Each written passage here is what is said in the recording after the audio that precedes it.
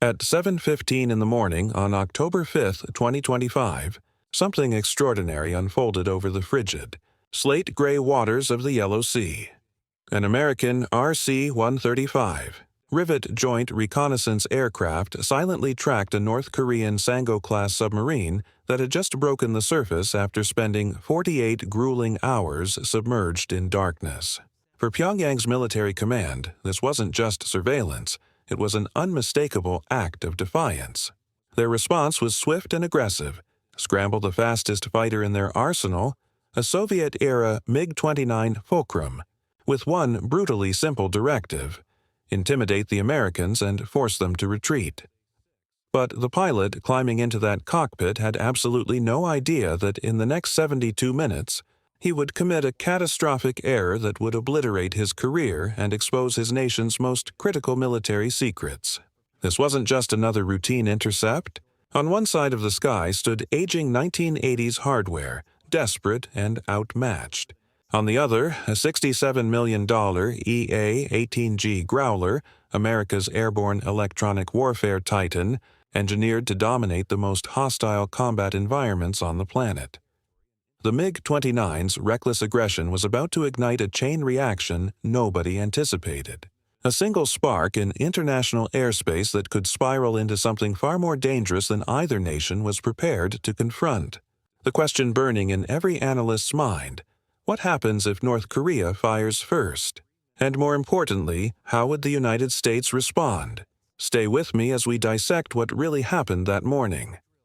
The Yellow Sea, positioned off the western coastline of the Korean peninsula, appeared deceptively tranquil.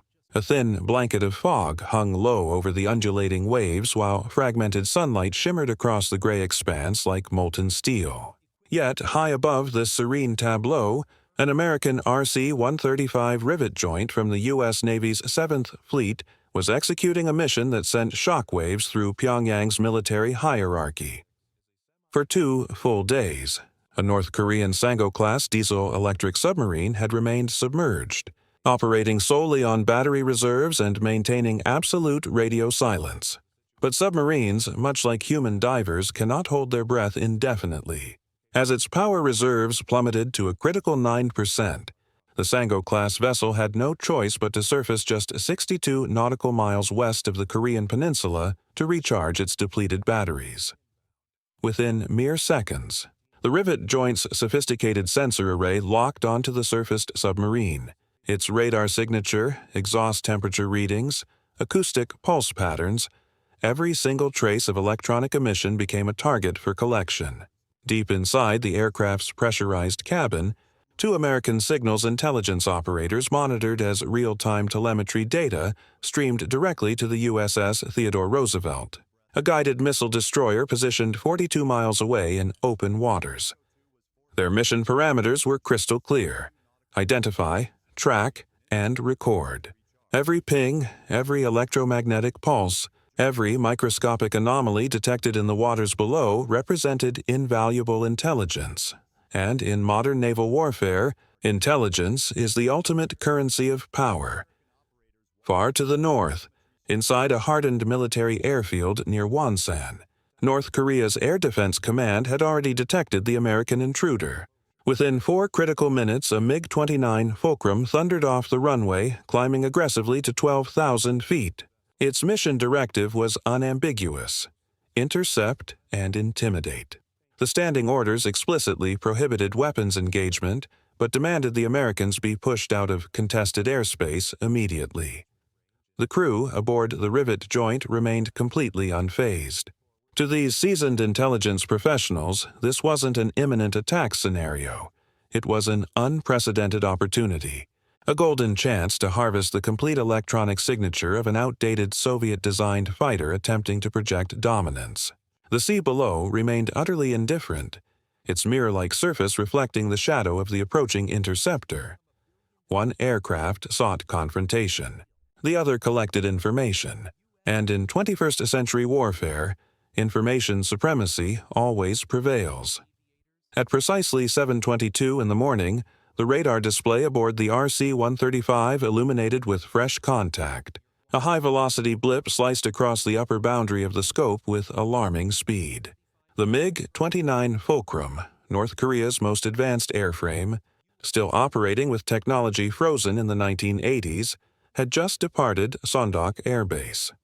It climbed aggressively through 18,000 feet, accelerating to Mach 0.92 and closing the distance at nearly 600 knots. Its tactical orders remained unchanged: intercept, intimidate, and force the Americans to abandon their surveillance mission. But the Americans weren't budging. The RC-135 rivet joint maintained its heading, 050 degrees east, cruising altitude of 26,000 feet. Steady, calm, and absolutely resolute. Inside the aircraft, 4 ALR-62 electronic warfare receivers and twin ALQ-15 sensor arrays sprang to life, channeling raw signals intelligence through a secure data link directly to the USS Theodore Roosevelt below. To casual observers, this appeared to be routine aerial surveillance. To intelligence professionals, this was electronic hunting at its finest. At 7:26, the MiG burst violently through the cloud layer, screaming past just 480 meters ahead of the rivet joint's nose. The North Korean pilot deployed a pair of magnesium flares burning at an intense 2,000 degrees Celsius, bright enough to temporarily overwhelm cockpit camera systems. The gesture was pure psychological warfare, a threatening display meant to assert dominance in contested airspace. But to the Americans, every microsecond of that aggressive performance held more strategic value than gold bullion. Concealed beneath the rivet joint's fuselage, electronic intelligence pods methodically cataloged everything.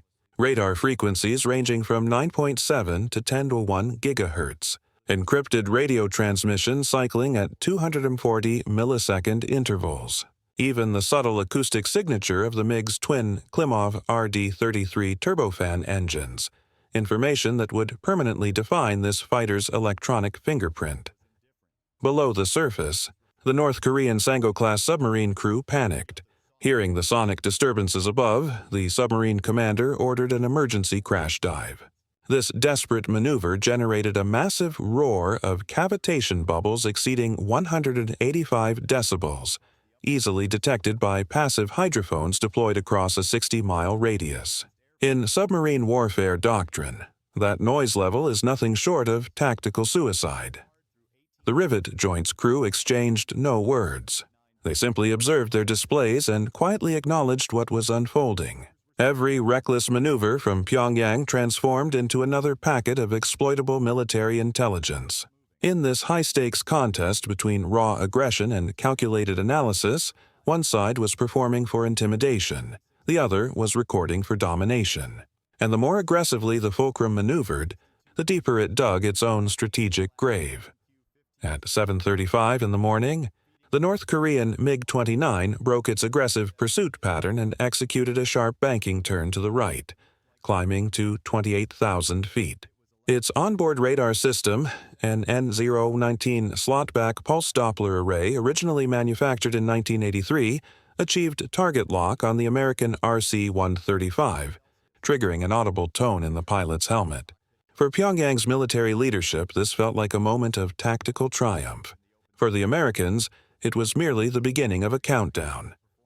Inside the rivet joint, every monitoring station flickered to life simultaneously. The intelligence operators tracked the incoming radar signal as it surged from 9.8 to 10.3 gigahertz, exactly as their threat assessment models had predicted. One officer calmly annotated the pattern. Frequency hopping sequence predictable, consistent with standard Soviet parameters. Down on the USS Theodore Roosevelt, a single encrypted command transmitted over secure Link 16 data link. Initiate electronic countermeasures. Authorization code, Iron Curtain. 3 seconds later, the electromagnetic battlefield transformed completely. From 35 miles southwest, a U.S. Navy EA-18G Growler activated its ALQ-99 tactical jamming pods.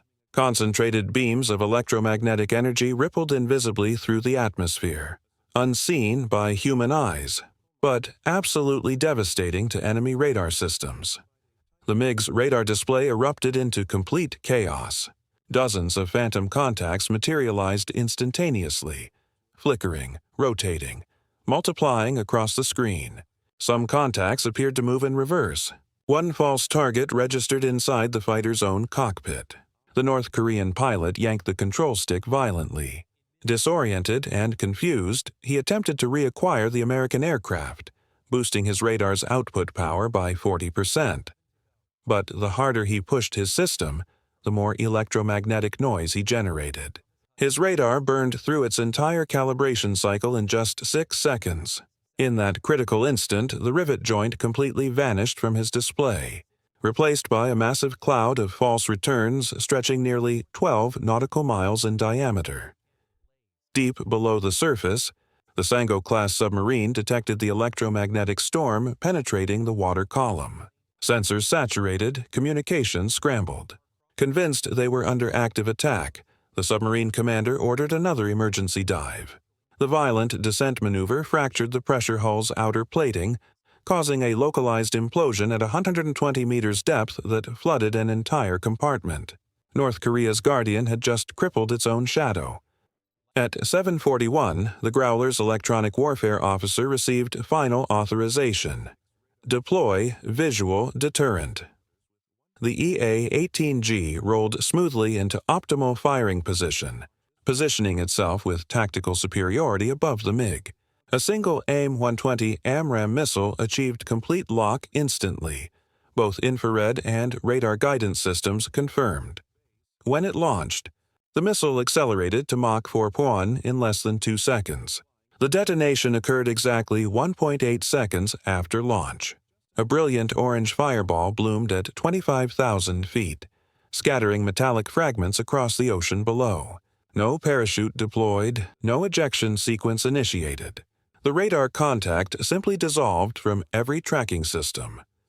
For the following 30 seconds, the sky returned to eerie silence, except for the rivet joint's sensors, which continued recording every detail of the aftermath. In a single minute of aerial combat, American forces had transformed a hostile provocation into a devastating masterclass in military dominance. By 7:45 in the morning, the explosion's visual signature had already dissipated into the sea mist. What remained was profound silence and mountains of classified data. Inside the RC-135 rivet joint, rows of monitoring stations glowed with cascading streams of code and electromagnetic waveform analysis.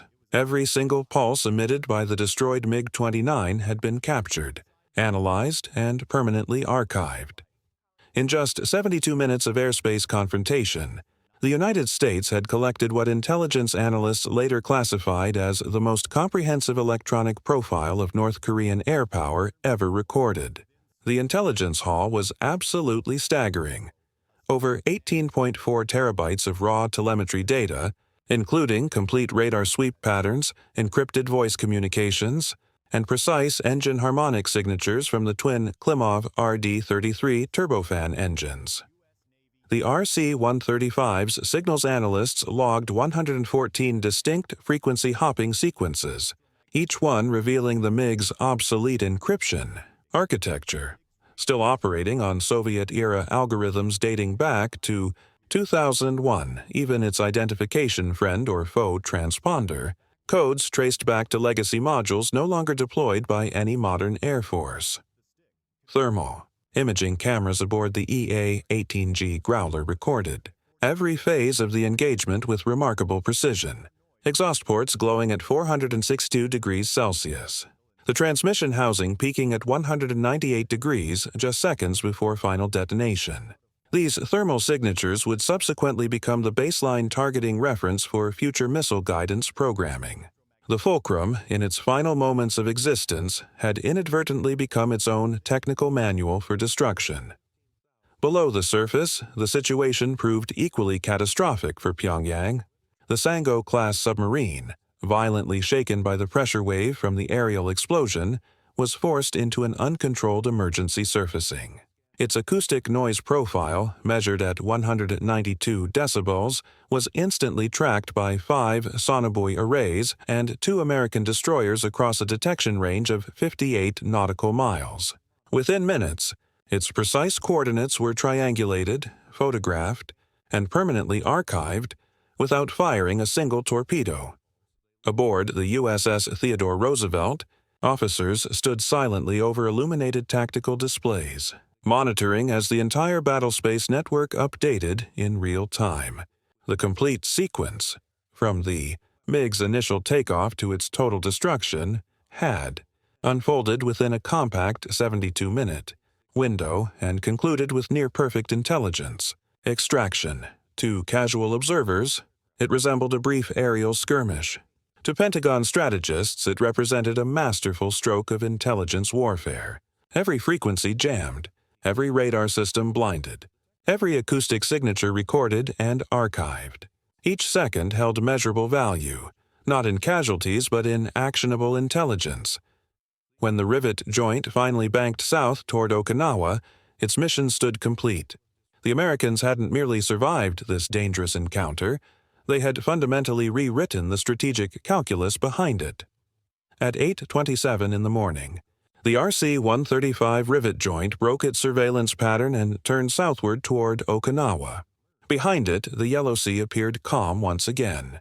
But in Washington and Pyongyang, that deceptive calm would reverberate for months to come. What began as a minor act of aerial intimidation had transformed into a catastrophic exposure of critical military capabilities, a strategic disaster measured not in wreckage and casualties, but in irreplaceable information permanently compromised. Within 4 hours, U.S. Indo-Pacific Command had successfully decrypted substantial fragments of North Korean radar encryption codes, confirming exploitable vulnerabilities across 6 active MiG-29 squadrons stationed from Wonsan to Nampo. Every single one of those aircraft now possessed a unique electronic signature traceable by acoustic emission, thermal output, or radio frequency. In practical terms, they could be identified and neutralized before ever appearing on hostile radar. Satellite reconnaissance analysis revealed even more extensive damage. The Sango-class submarine's complete acoustic profile recorded during its chaotic emergency dive exposed the entire noise signature database of North Korea's diesel-electric submarine fleet. The Pentagon now possessed the precise methodology to locate, track, and potentially eliminate every submarine the moment it surfaced for air. Pyongyang's naval forces, once concealed beneath the waves, had suddenly become visible to every sonar monitoring station from Japan to Guam. For the United States, the operational cost of this engagement was precisely zero. No pilots lost, no aircraft damaged, no munitions expended beyond a single missile. Yet the strategic value of intelligence gained was conservatively estimated at over $1.3 billion, the equivalent of dismantling an entire air wing and submarine flotilla without declaring war. By 10 cars in the morning, as the Roosevelt Carrier Strike Group resumed standard patrol operations, one encrypted transmission perfectly summarized the outcome. Target neutralized. Full spectrum dominance confirmed. In less than 72 minutes of combat, American forces had decisively rewritten the military hierarchy of the skies over East Asia. The lesson transmitted was unmistakably clear. Strength in modern warfare is no longer measured by missile counts or aggressive posturing, but by the calculated silence that follows when an adversary's entire electronic infrastructure goes dark. For Pyongyang, the price of military pride had resulted in total strategic exposure. For Washington, it served as definitive proof that the next great conflict might not be fought with bombs and bullets, but with bytes, bandwidth, and tactical brilliance. And as the rivet joint disappeared into the morning haze, its classified black box contained not just technical recordings, but a message permanently carved into military history. In the information age, the first to listen is invariably the last to lose. By the afternoon of October 5, 2025, The incident over the Yellow Sea had already been classified as restricted history, a victory never publicly announced, but deeply understood within intelligence circles. What the outside world perceived as a brief aerial confrontation was, in truth, a profound revelation of technological superiority. The RC-135 rivet joint, with its sophisticated antenna arrays and quietly focused operators, had transformed a hostile confrontation into a comprehensive intelligence education. One North Korean MiG-29 eliminated, a submarine humiliated and compromised. An entire nation's most closely guarded military secrets laid completely bare, all without the United States firing the opening shot. For strategic analysts throughout the Pentagon, this engagement marked a definitive turning point in electronic warfare doctrine. The incident definitively proved that America's full-spectrum dominance wasn't merely a propaganda slogan. It represented operational reality, a seamless integration of signals intelligence, precision targeting, and tactical discipline. The ALQ-99 jamming pods, the Growler's electronic warfare suite, the rivet joint's passive sensor arrays, together, they formed a digital weapon system more devastating than any conventional missile barrage. North Korea's losses extended far beyond a single destroyed fighter jet. In less than 72 minutes, its encryption keys, radar fingerprints, and engine harmonic signatures became permanent entries in the U.S. military's threat database. Every future MiG sortie, every submarine deployment, every radar emission, now instantly recognizable before even appearing on detection systems. And as the sun descended over the Yellow Sea, the strategic message could not have been more explicit. In 21st century warfare, victory no longer belongs to whoever fires first, but to whoever observes first, analyzes faster, and controls the invisible electromagnetic spectrum. For those monitoring from distant command centers, the lesson proved both chilling and precise. Invisible wars now decisively shape visible peace. And for the United States, that calm voice transmitted over encrypted channels still echoed. Mission complete. Dominance confirmed. The skies fell silent once more, not from fear, but from absolute control.